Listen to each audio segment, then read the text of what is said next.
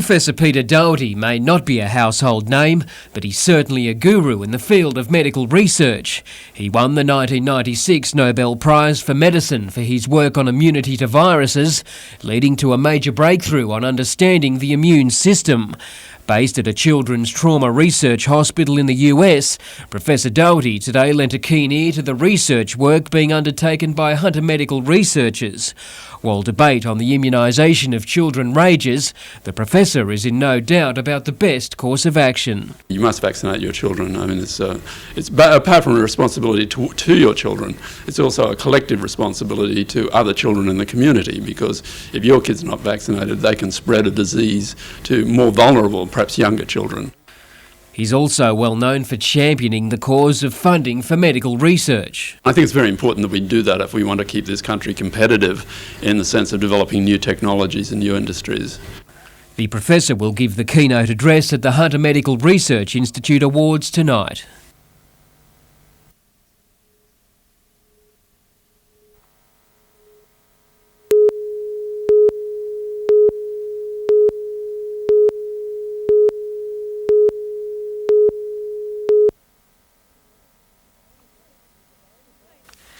Eight years ago, the body of 23-year-old Mark Alley was found dumped in bushland at Spears Point.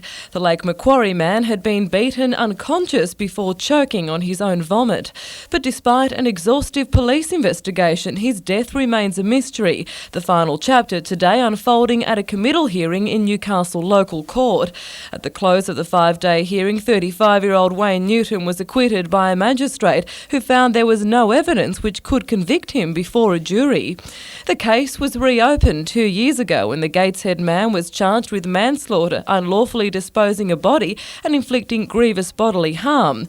But the defence argued there was a serious conflict of Crown evidence which rested on the allegation that Newton killed Alley on Friday the 11th of December 1992 or early the next morning. Defence barrister Pat Costello said there was no motive, no evidence and no opportunity for the crime to occur then, and that police only had a theory. Most pivotal to the defence case was the fact that 6 witnesses saw Alley in a hotel the day after police alleged he died, a fact also conceded by the Crown. Alley's family refused to comment on camera today but said the outcome left them bitterly disappointed, and despite the decision they will push on. Helen Kapelos, NBN News.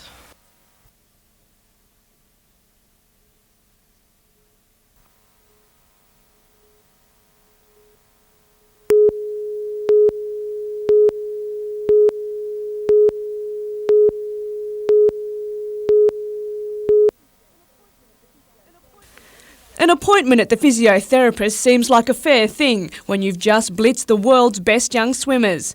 Alyssa Searston is ensuring her winning form continues with a bit of preventative attention. The 15-year-old has just returned home from Edinburgh in Scotland, where she competed at the first ever Commonwealth Youth Games for swimmers under 18. And there's a certain glow about her. Alyssa won gold in the 400-metre individual medley, the 200 backstroke and the 4x100 medley relay, and she brought home bronze in the 100 backstroke. Excited. They played the national anthem after our race and that was pretty good. Although she competed against others from around the world up to 3 years her senior, Alyssa says it made no difference. I didn't take any notice. They're just like you. They're just nice people. Back in May, Alyssa trialled for the Sydney 2000 Games. She wasn't selected, but isn't disappointed. No, not really. It was my first time that I've ever been to that competition. So it was just a great feeling to be there and mix with them sort of people. Catherine Turner, NBN News.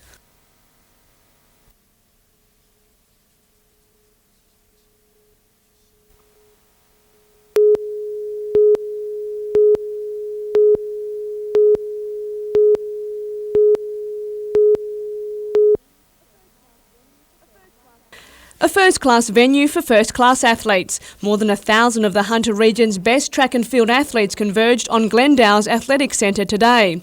They're competing for about 250 places in the New South Wales Combined High Schools athletics team. And the records came tumbling down, 14 in all, including the 13 and 15 years girls 200 metres, and the 13 years girls high jump. The team will be announced in about a fortnight. One standout competitor is Rutherford's Jackie Hodges. 10 days ago she tried out for the World Junior Championships in the heptathlon, but just missed out. It was one of my goals from the start of the year to make the World Junior team, so in that respect it was a little bit disappointing, but it was a good performance and I can't really complain. Catherine Turner, NBN News.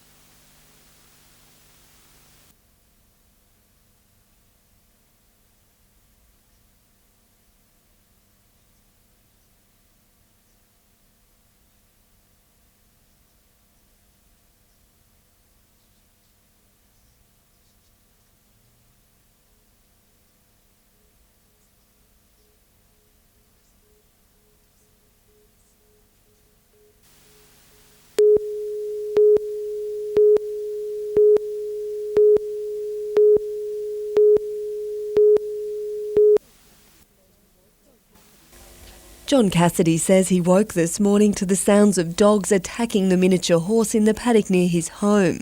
I ran out and had to chase the dogs off. I had to throw sticks at them to get them away from the horse for a start, which was bleeding everywhere. He says he'd no sooner got the dogs away from the animal than two of the pack turned on him. I was belting them off with a stick, like trying to keep them at bay. But he says his main concern is for children in the area. Because these dogs were worked up, and they'd just taken a horse down. So any kids running down the street to get the newspaper would have been right in their road. The horse was left badly wounded and in need of continuing care. The horse owners say the owner of the dogs has agreed to pay the vet bill and has apologised for the incident, but she wants serious action taken. I reckon they should be put down, and that's it. They attack people. Brooke Webster, NBN News.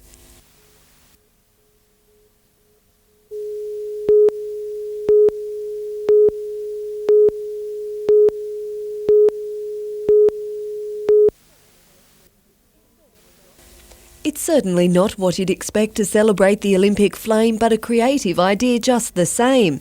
The flame tilapia is a plant, and to date was given pride of place at the entrance to the Botanic Gardens as a special addition to Olympic celebrations. Deputy Mayor of Port Stephens Jeff Robinson, Chairman of the Gardens Jack Shield and future torchbearer Jim Booth got their hands dirty for the occasion. But for Jim, this is just the start of what's going to be an exciting couple of days. He's one of the few residents who'll carry the torch when it arrives in Raymond Terrace on Sunday. He says he was nominated by a friend, probably for his community service. Chamber of Commerce, I was the chairman of CIS when it changed over to Skills here in Nelson Bay. I also recently got an award for 100th Sea Rescue on a boat to Waikanara along with a cruise.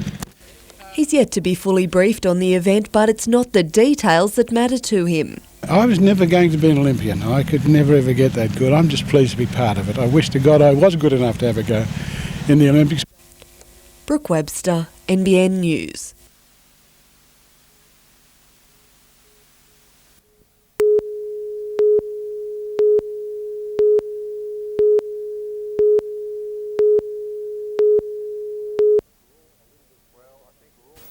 Well, I think we're all a little bit shell-shocked and a bit empty after the night's loss last week. I know the town is a little bit the same, and the boys are disappointed and they feel a certain amount of responsibility in letting their supporters down, which is certainly not the case.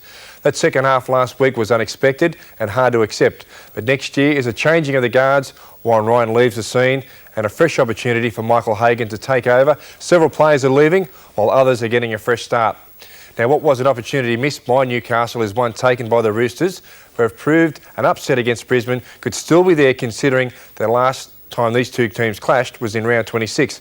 It was the Roosters who came out 28-0. Now, the Roosters team have good character. We saw last week that they came back, and the same could happen again. You don't have to be a genius to work out that Freddie Fittler is the key in this department. I've played with him many occasions in State of Origin and Australia, and I can tell you I've never seen him turn it up or be overawed. He's mentally tough and he always performs in the big ones. Well, statistics are not the be-all to end-all, but they can paint a fairly accurate picture. The Broncos won the minor premiership by an equal record margin this year, and the Roosters finished second, and that's the way I see the grand final going. Brisbane have never lost a grand final. There's still plenty of reason for them to win, including World Cup selection for the players. But when it's all said and done, it would be nice to see the Roosters win a grand final, which has eluded them for the past 25 years. And I'm sure the town of Sydney is right behind them, which can only help. My tips for big performances in the grand final are Ryan Cross, Anthony Minicello, Brad Fittler, Gordon Tallis, Brad Thorne and Wendell Saylor. That's the year of rugby league in 2000. It's certainly gone very, very quick. I hope you enjoyed it. Thanks very much.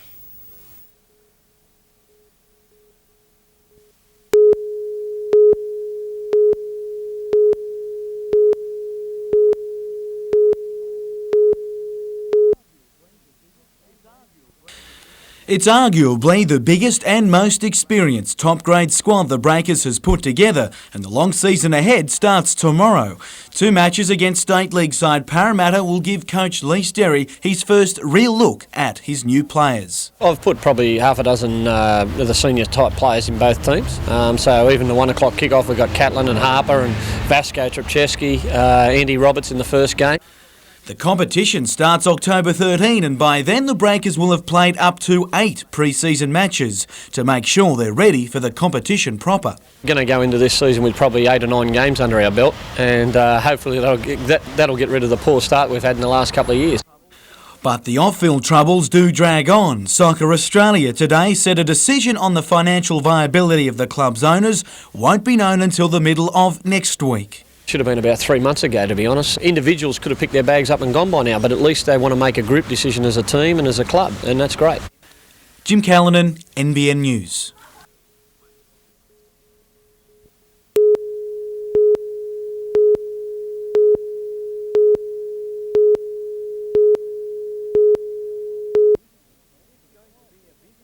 It's going to be a busy weekend for the choir groups travelling through the Hunter as they perform in the World Choral Festival leading up to the Olympic torch celebrations this Sunday night. We've got 15 countries represented. We've got 650 international singers joined by another 600 locals on Sunday night. So we've got everything from tribal groups that represent culture of 6,000 years through to rock theatre. The performances range from ancient traditional style, like the Taiwanese Yuan Yuan indigenous group, to the more contemporary style of American rock, care of USA's Rock Theatre. The combined choirs will make the biggest choral performance the Hunter has seen this year, culminating at Newcastle's foreshore with the lighting of the Olympic cauldron. What's different about what they do down at the Torch is that they combine a massed chorus of about 1,200 singers down on Sunday night. Adam Harper, NBN News.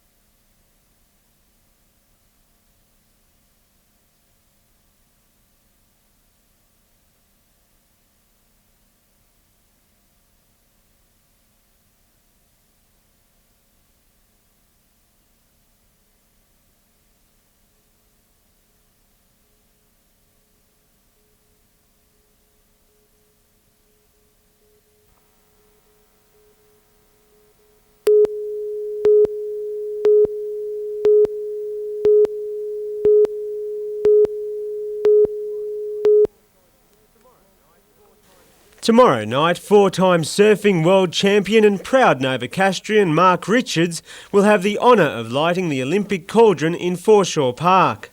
And then to find out that I was like the last runner running into the foreshore and lighting the cauldron was incredible. I'm really excited about it.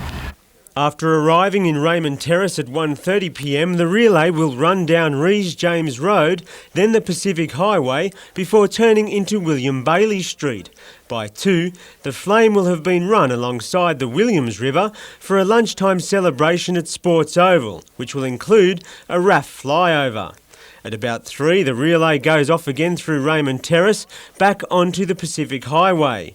In the lantern, the flame will travel over the Hunter River by car, arriving in Hexham at 3:50. Then runners will take over again, turning off at Sandgate down Wallsend Road. After a 5 p.m. break in Wallsend, the torch will loop through the business district and head out onto Newcastle Road through Jesmond and Lambton. Then it's Griffiths Road through Broadmeadow by 6 before a right turn down the cosmopolitan heart of Hamilton. After Tudor Street, the relay will join Hunter Street all the way to Watch Street and then left down Wharf Road and finally Foreshore Park. The entertainment will begin at 5 p.m, but organisers recommend arriving around 3 if you want one of the best spots. There'll be singing, dancing and the lighting of the cauldron at 7 with fireworks to top off a special day. David McElwain, NBN News.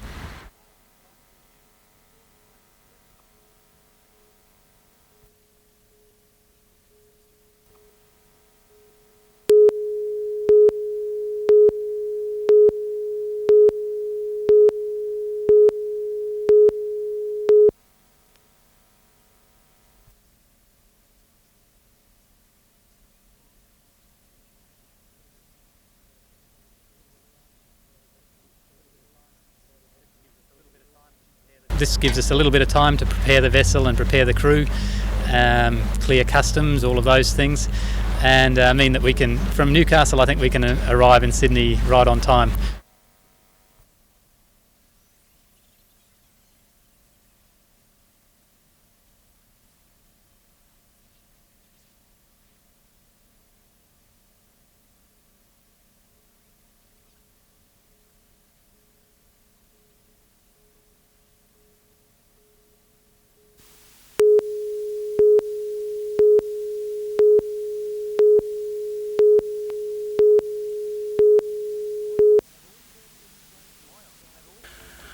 Wyong had all 4 senior grades in the deciders, and few thought the entrance would break its premiership drought in the main game. But this premiership battle was all about who would be the last man standing. Blues and big hits highlighted the opening exchanges. Mark Bresselneck kicked the entrance onto the board, while Wyong's first points also came from the boot, with a mistake offering Anthony Fenton a gift. Wyong blew another chance to score. But the Tigers didn't need any invitation, Steve Ekapati crashing over in the corner. The big hits kept coming. And so did the tries. Christian Cariciano's effort gave the Tigers a 16-6 lead at half-time. Discipline went out the door for the Roos. And so did defence. Chris Oburn over, and an upset was on the cards. 22-6 and needing something fast, Josh White answered Wyong's call with a try. But that's as pretty as things got for the Roos as the game began to get out of hand. The entrance, 24-10 winners and into celebration mode.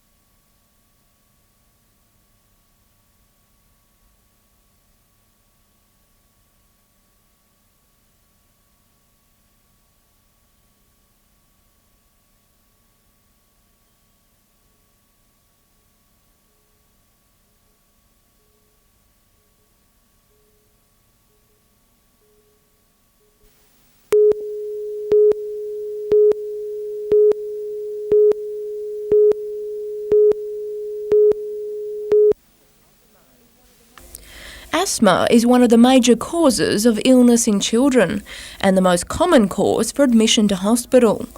Researchers now believe viruses may be behind most of these attacks. Something like 80% of the children who are admitted with an asthma attack in the 2 or 3 days prior to admission have symptoms such as a runny nose or a cold, which then turns into an asthma attack. A team of researchers is studying children aged from 8 to 16 admitted to hospital with asthmatic attacks in the hope of identifying these viruses. We're going to try and look at which viruses trigger their particular admission to hospital, and also look at the inflammation that's occurring in their sputum, the spit that these children produce. The role of antiviral agents in preventing asthmatic attacks is also being investigated. In the laboratory, we're going to try and see if some of the newer antiviral agents can somehow affect the process of producing the inflammation that seems to be responsible for these acute asthma attacks. The trial, which will run for 12 months, has been awarded a grant for $40,000 from John Hunter Children's Hospital's Research Foundation. Tanya Carlisle, NBN News.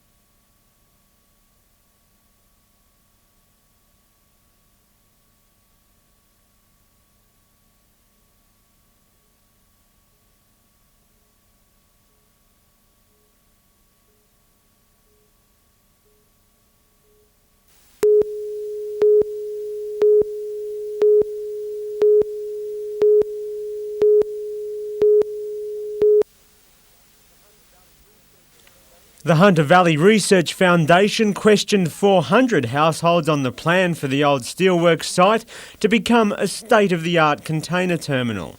Over 90% said the jobs and trade opportunities it presents were very or extremely important. That comes through a recognition of the fact that they want something done with the BHP site, and they look at this project and say, well, yes, this is a very positive sort of project.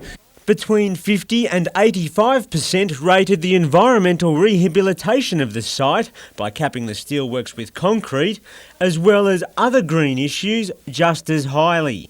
And while the Heritage Council has flagged 14 structures on the proposed multi-purpose terminal marine precinct as having historical value, less than 0.5% of people nominated their preservation as the most important issue surrounding the site. And it dispels a lot of the myths that have grown up around the region that people are more interested in preserving things rather than creating jobs. But certainly it's probably not as important as, say, the employment generation aspects or the environmental implications of cleaning the site up. Now the survey has been done, there still remains the question of who will operate any multi-purpose facility. It's only a matter of time till somebody comes forward. Now whether that's one or two operators remains to be seen. David McElwain, NBN News.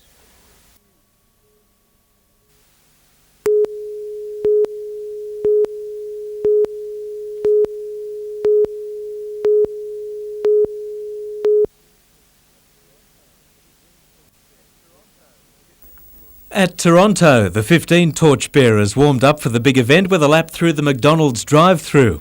Then, in scenes repeated countless times throughout Australia, the footpaths swelled with thousands of onlookers. The first to receive the Toronto torch, champion distance runner Angela Sheehan. To be like the community representative for all these people here to run with it, I'm just ecstatic. And what do you have to do with it? Not fall over? Not fall over, and hopefully it won't go out. But if it does, they tell me I can light it.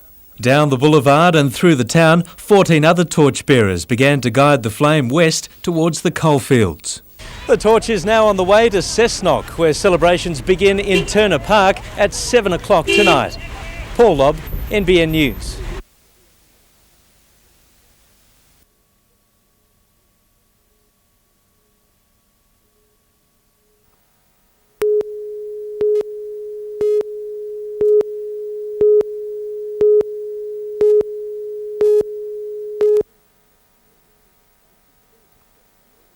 The 16th of September will see the start of gymnastics in the Olympics, and now that the Chinese team has arrived, they're wasting no time in getting up to speed.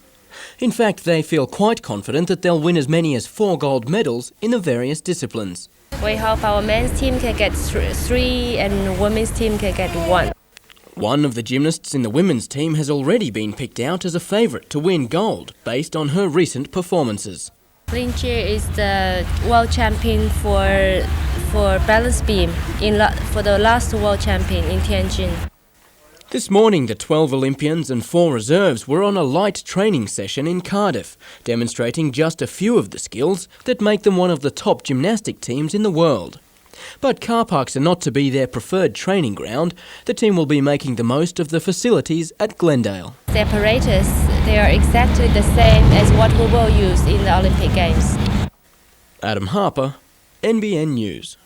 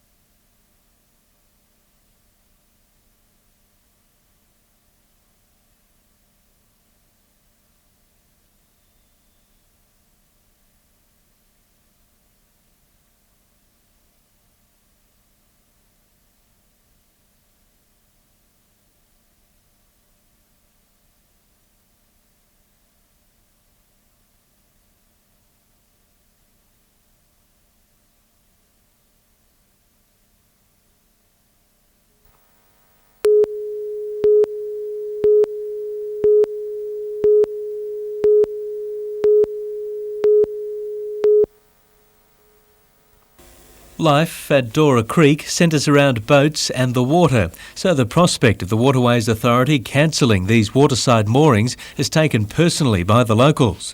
John Scott retired beside the creek 4 years ago, so he'd have somewhere to put his boat. I've paid my taxes, I've been a useful member of society, and in retirement the only thing that I want is to be left alone to enjoy the fruits of that retirement. And I want to be able to pass on what I have to another generation. In a draft management plan for the 2,500 moorings on Lake Macquarie, Waterways has identified several areas where once the current owner is finished with the mooring, it'll be removed. But locals say the plan is already being implemented. The residents here knew nothing of this draft proposal up until some of our neighbours were refused moorings in the creek, and we went looking for the reason. Waterways say it's simply trying to save the environment. The concern that if we have a lot of moorings along here, the use of the boats and public accessing the Crown Reserve in particular from the water could disturb the siltation and cause erosion.